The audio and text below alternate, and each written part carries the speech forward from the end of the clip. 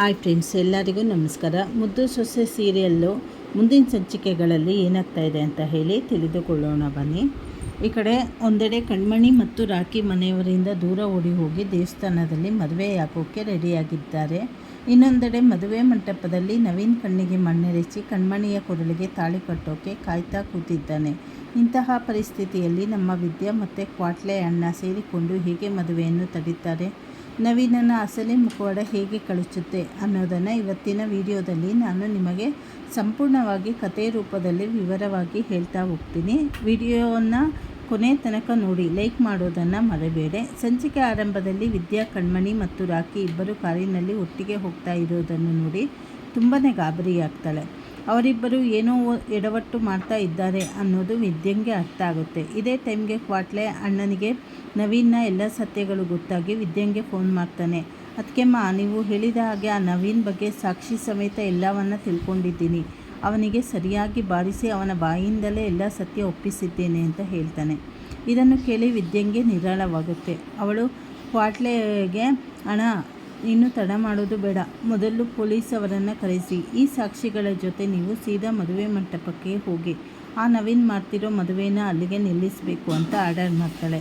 ಆಗ ಕ್ವಾಟ್ಲೆ, ಅದಕ್ಕೆಮ್ಮ ನೀವು ಕೂಡ ಮದುವೆ ಮಂಟಪಕ್ಕೆ ಬನ್ನಿ ಅಂದಾಗ ವಿದ್ಯಾ, ಇಲ್ಲ ಕ್ವಾಟ್ಲೆ ಅಣ್ಣ, ನನಗೆ ಇಲ್ಲಿ ಅದಕ್ಕಿಂತ ಮುಖ್ಯವಾದ ಕೆಲಸ ಇದೆ, ನೀವು ಬೇಗ ಮದುವೆ ಮಂಟಪಕ್ಕೆ ಹೊರಡಿ ಅಂತ ಹೇಳ್ತಾಳೆ. ಯಾಕೆಂದರೆ ವಿದ್ಯಂಗೆ ರಾಖಿ ಮತ್ತು ಕಣ್ಮಣಿಯನ್ನು ತಡೆಯೋದು ಮುಖ್ಯವಾಗಿರುತ್ತದೆ. ಇಲ್ಲದಿದ್ದರೆ ಶಿವರಾಮೇಗೌಡರ ಮರ್ಯಾದೆ ಹರಾಜಾಗುತ್ತೆ ಅನ್ನೋ ಭಯ ಅವಳಿಗಿರುತ್ತೆ. ವಿದ್ಯಾ ಕೆಲಸದ ಜಾಗದಲ್ಲಿ ನಿಂತು ಯೋಚನೆ ಮಾಡ್ತಾ ಇರಬೇಕಾದ್ರೆ ಅಲ್ಲಿಗೆ ಮೇಸ್ತ್ರಿ ಬಂದು ಅವಳಿಗೆ ಬೈತಾನೆ. ಏನಮ್ಮ ಮಾಡ್ತಾ ಇದೆಯಾ? ಕೆಲಸದ ಟೈಮ್ನಲ್ಲಿ ಯಾವಾಗಲೂ ಒಂದಲ್ಲ ಒಂದು ನಾಟಕ ಮಾಡ್ತೀಯಾ? ಕೆಲಸ ಮಾಡೋಕ್ಕೆ ಇಷ್ಟ ಇಲ್ಲದಿದ್ದರೆ ಮೊದಲು ಇಲ್ಲಿಂದ ಹೊರಡು ಅಂತ ಗದರಿಸ್ತಾನೆ.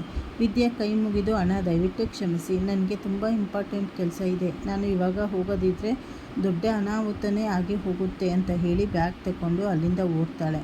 ರಸ್ತೆಗೆ ಬಂದು ಒಂದು ಆಟೋ ತಡೆದು ನಿಲ್ಲಿಸಿ, ಅಣ್ಣ ಅಲ್ಲಿ ಗುಲಾಬಿ ಹೊಂಟಿಸ್ಕೊಂಡು ಹೋಗ್ತಾ ಇದೆಯಲ್ಲ ಕಾರು, ಆ ಕಾರನ್ನ ಫಾಲೋ ಮಾಡಿಕೊಂಡು ಹೋಗಿ ಅಂತ ಹೇಳಿ ಕಣ್ಮಣಿ ಮತ್ತು ರಾಖಿಯಿಂದನೇ ಹೊರಡ್ತಾಳೆ.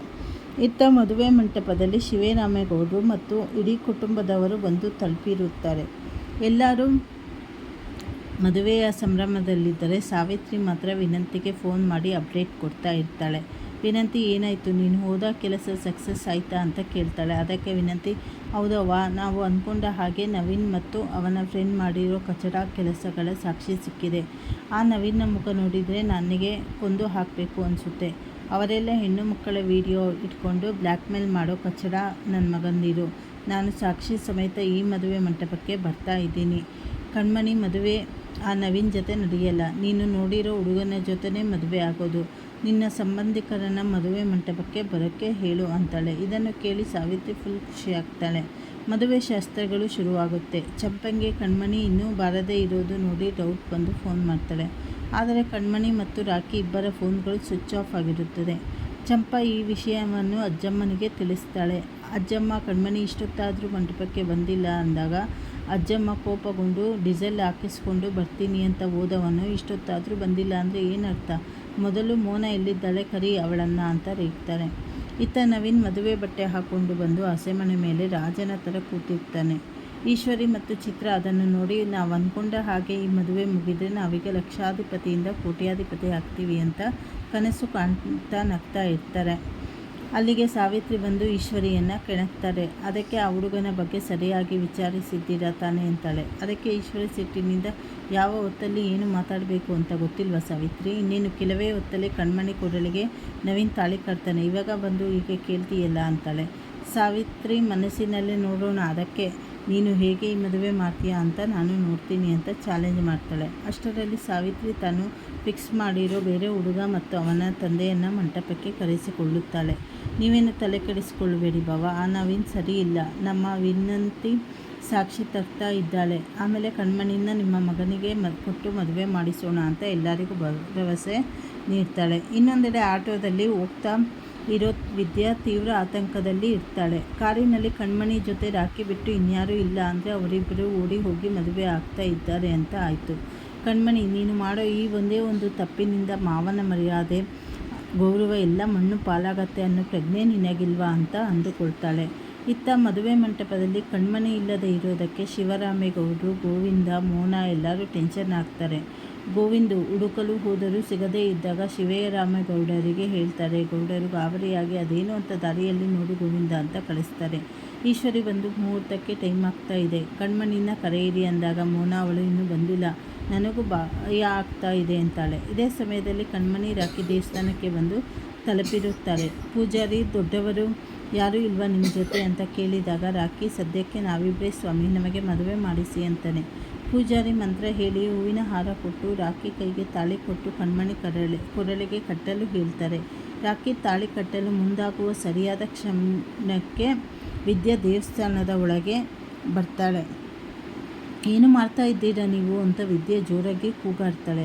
ಕಣ್ಮಣಿ ರಾಕಿಗೆ ಧೈರ್ಯ ತುಂಬಿ, ರಾಕಿ ನೀನೇನು ಯೋಚನೆ ಮಾಡಬೇಡ, ಧೈರ್ಯವಾಗಿ ತಾಳಿ ಕಟ್ಟು, ಮುಂದೆ ಬರೋದನ್ನು ನಾನು ನೋಡ್ಕೊತೀನಿ ಅಂತಾಳೆ. ಆದರೆ ವಿದ್ಯೆ ಬಿಡುವುದಿಲ್ಲ. ರಾಕಿ ಅಣ್ಣ ನಿಮಗೇನೆ ಹೇಳ್ತಾ ಇರೋದು, ನಿಲ್ಲಿಸಿ ಅಂದರೆ ನಿಲ್ಲಿಸಬೇಕಷ್ಟೇ ಅಂತ ಹೇಳಿ ರಾಕಿ ಕೈಯಲ್ಲಿದ್ದ ತಾಳಿಯನ್ನು ಕಿತ್ತುಕೊಳ್ತಾಳೆ. ತಾಳಿ ಕಿತ್ಕೊಂಡ ತಕ್ಷಣ ಕಣ್ಮಣಿಗೆ ಕೋಪ ಬರುತ್ತೆ. ಅದಕ್ಕೆ ಏನು ಮಾಡ್ತಾ ಇದ್ದೀರಾ ನೀವು, ನಾನು ರಾಕಿನ ಇಷ್ಟಪಟ್ಟಿದ್ದೀನಿ, ಅವನನ್ನೇ ಮದುವೆ ಆಗಬೇಕು ಅಂತ ಡಿಸೈಡ್ ಮಾಡಿದ್ದೀನಿ, ದಯವಿಟ್ಟು ಆ ತಾಳಿನ ಕೊಟ್ಬಿಡಿ ಅಂತ ಕೇಳ್ತಾಳೆ. ಆಗ ವಿದ್ಯೆ ಕಣ್ಮಣಿಗೆ ತರಾಟೆಗೆ ತಗೊತಾಳೆ. ಏನು ಮಾತಾಡ್ತಾ ಇದ್ದೀಯಾ ಕಣ್ಮಣಿ, ನೀನು ಯಾರ ಮಗಳು ಅನ್ನೋ ಪ್ರಜ್ಞೆ ಇದೆಯಾ ನಿನಗೆ, ನೀನು MLA ಶಿವರಾಮೇಗೌಡರ ಮಗಳು ಅನ್ನೋದನ್ನು ಮರೆಯಬೇಡ, ನೀನು ಇವತ್ತು ಮಾಡ್ತಿರೋ ಈ ದೊಡ್ಡ ತಪ್ಪಿನಿಂದ ಮಾವಯ್ಯನ ಸ್ಥಿತಿ ಏನಾಗುತ್ತೆ ಅಂತ ಯೋಚಿಸಿದೀಯಾ, ಇಡೀ ಊರಿನವರು ನಿನ್ನ ಮೇಲೆ ನಂಬಿಕೆ ಇಟ್ಟಿರ್ತಾರೆ, ಆ ನಂಬಿಕೆಯನ್ನು ಈ ರೀತಿ ಮುರಿತಾ ಇದೆಯಲ್ಲ ಅಂತ ಬುದ್ಧಿ ಹೇಳ್ತಾಳೆ. ಕಣ್ಮಣಿ ಹಠ ಮಾಡಿ, ಹಾಗಂತ ನಾನು ರಾಕಿನ ಕಳ್ಕೊಂಡು ಇನ್ಯಾರದೋ ಹೆಂಡತಿ ಆಗೋಕ್ಕೆ ಸಾಧ್ಯನೇ ಇಲ್ಲ ಅಂತಾಳೆ. ಆಗ ವಿದ್ಯೆ, ನಿನಗೆ ಆ ನವೀನ್ ಜೊತೆ ಮದುವೆ ಇಷ್ಟ ಇಲ್ಲ ಅಂದರೆ ಮಂಟಪದಲ್ಲೇ ನಿಂತು ಮದುವೆ ಬೇಡ ಅಂತ ಪ್ರತಿಭಟಿಸು, ಅದನ್ನು ಬಿಟ್ಟು ಈ ಥರ ದೊಡ್ಡವರಿಗೆ ಹೇಳದೆ ಕೇಳದೆ ಓಡಿ ಬಂದು ಮದುವೆ ಆಗೋದು ತಪ್ಪು ಕಣ್ಮಣಿ. ನಿಮ್ಮ ಅಣ್ಣನೂ ಪ್ರೀತಿನೇ ಮಾಡಿದ್ದು, ಆದರೆ ಅವರು ಈ ಥರ ದುಡುಕಲಿಲ್ಲ. ನಿಮ್ಮ ಪ್ರೀತಿ ಸತ್ಯ ಆಗಿದ್ದರೆ ಖಂಡಿತ ನ್ಯಾಯ ಸಿಗುತ್ತೆ. ನನ್ನ ಮೇಲೆ ನಂಬಿಕೆ ಇಟ್ಟು ಇವಾಗಲೇ ನನ್ನ ಜೊತೆ ಮದುವೆ ಮಂಟಪಕ್ಕೆ ಬನ್ನಿ, ಅಲ್ಲಿರೋ ಸತ್ಯವನ್ನು ಎಲ್ಲರ ಮುಂದೆ ಹೇಳಿ ನಿಮ್ಮ ಪ್ರೀತಿನ ನಾನೇ ಒಂದು ಮಾಡ್ತೀನಿ ಅಂತ ಭರವಸೆ ನೀಡ್ತಾಳೆ. ಕಣ್ಮಣಿ ಕೊನೆಗೂ ಒಪ್ಪಿಕೊಂಡು ಇಬ್ಬರು ವಿದ್ಯಾನ ಜೊತೆ ಮಂಟಪಕ್ಕೆ ಬರ್ತಾರೆ. ಈತ ಮದುವೆ ಮಂಟಪಕ್ಕೆ ಕ್ವಾಟ್ಲೆ ಅಣ್ಣ ಪೊಲೀಸರ ಜೊತೆ ಮತ್ತು ಸಾಕ್ಷಿಗಳ ಜೊತೆ ಸರಿಯಾದ ಸಮಯಕ್ಕೆ ಎಂಟ್ರಿ ಕೊಡ್ತಾನೆ. ಹಸೆಮಣೆ ಮೇಲೆ ಕೂತ ನವೀನ್ ಅಸಲಿ ಮುಖವಾಡ, ಅವನು ಹೆಣ್ಣು ಮಕ್ಕಳಿಗೆ ಮಾಡುತ್ತಿದ್ದ ಬ್ಲ್ಯಾಕ್ ಮೇಲ್ ಮತ್ತು ಕಚಡ ಬುದ್ಧಿಯನ್ನು ಎಲ್ಲರ ಮುಂದೆ ವಿದ್ಯಾ ಮತ್ತು ಕ್ವಾಟ್ಲೆ ಬಯಲು ಮಾಡ್ತಾರೆ. ಇದನ್ನು ನೋಡಿ ಇಡೀ ಕುಟುಂಬ ಶಾಕ್ ಆಗುತ್ತೆ. ಹಾಗಿದ್ರೆ ನವೀನ್ ಜೈಲು ಪಾಲಾದ ಮೇಲೆ ರಾಕಿ ಮತ್ತು ಕಣ್ಮಣಿ ಪ್ರೀತಿಗೆ ಶಿವರಾಮೇಗೌಡರು ಒಪ್ಪಿಗೆ ಕೊಡ್ತಾರಾ? ವಿದ್ಯಾ ಇವರಿಬ್ಬರ ಮದುವೆ ಮಾಡಿಸೋ ಜವಾಬ್ದಾರಿ ತೆಕ್ಕೊಂತಾಳ ಅನ್ನೋದನ್ನು ಮುಂದಿನ ಎಪಿಸೋಡ್ನಲ್ಲಿ ನೋಡೋಣ. ಈ ಸ್ಟೋರಿ ಇಷ್ಟ ಆಗಿದ್ದರೆ ಲೈಕ್, ಶೇರ್ ಮಾಡಿ. ಧನ್ಯವಾದಗಳು. ಮುಂದಿನ ಸಂಚಿಕೆಗಳಲ್ಲಿ ಏನೇನಾಗುತ್ತೆ ಅಂತ ಹೇಳಿ ಮುಂದೆ ತಿಳಿದುಕೊಳ್ಳೋಣ. Thank you for watching. ಹಾಗೆ ಪೂರ್ತಿ ವಿಡಿಯೋ ನೋಡಿ, ನಿಮಗೆ ಕತೆ ಏನು ಅಂತ ಹೇಳಿ ಅರ್ಥ ಆಗುತ್ತೆ.